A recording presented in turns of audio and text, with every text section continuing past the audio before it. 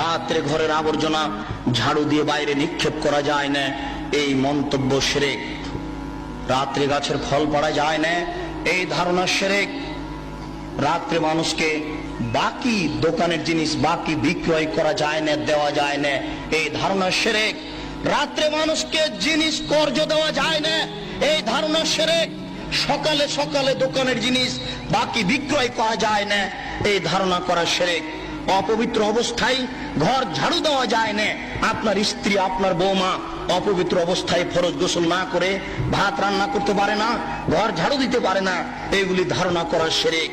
আপনার স্ত্রী, আপনার বৌমা অপবিত্র অবস্থায় ফরজ গোসল না করে সব কিছু করতে পারে, ঘর ঝাড়ু দিতে পারে, ভাত রান্না করতে পারে, ভাতের পাতিল থেকে ভাত বের করতে পারে, মানুষকে খাবার দিতে পারে, পারে না নামাজ পড়তে, সালাত আদায় করতে, পারে না কোরআন তেলাওয়াত করতে, এ ব্যতীত যা কাজ আছে সবকিছু করতে পারে।